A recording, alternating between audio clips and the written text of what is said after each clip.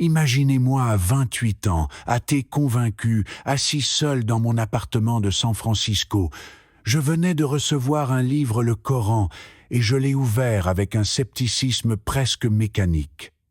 Je m'attendais à y retrouver ces mêmes récits religieux confus que j'avais rejetés à l'adolescence, sans regret.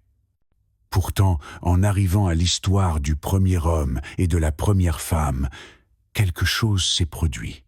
Quelque chose m'a arrêté net.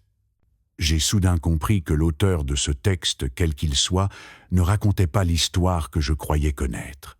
Il y avait là une intelligence déroutante, presque provocante. Tout commence dans le ciel. Dieu annonce aux anges « Je vais placer sur la terre un vicaire ». Et alors, les anges posent une question qui semblait sortir directement de ma propre vie intérieure.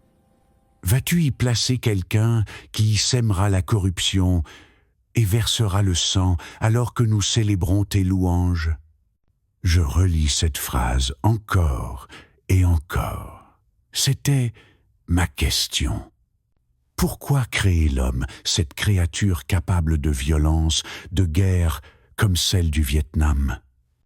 Ou de colère domestique, comme celle que j'avais connue enfant, alors qu'il aurait été possible de créer uniquement des êtres parfaits, obéissants et heureux.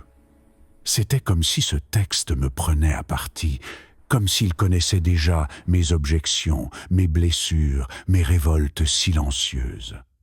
Et la réponse divine ne vient ni avec colère, ni justification élaborée. Elle tombe, calme et nue.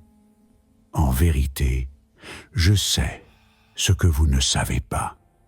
À partir de là, le récit bascule. Il ne cherche plus à défendre l'homme, il révèle ce qui le rend unique.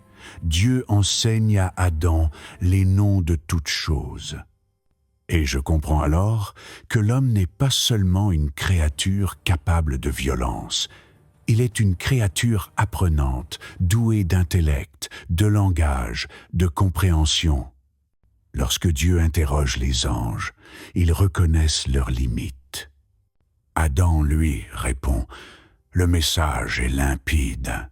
Oui, l'homme peut faire le mal, mais il porte aussi une capacité de connaissance et un potentiel moral que les anges n'avaient pas envisagé. » Ils n'avaient vu qu'une face de la pièce, celle du sang et de la corruption, là où Dieu voyait aussi la liberté de choisir le bien, la compassion, la vérité.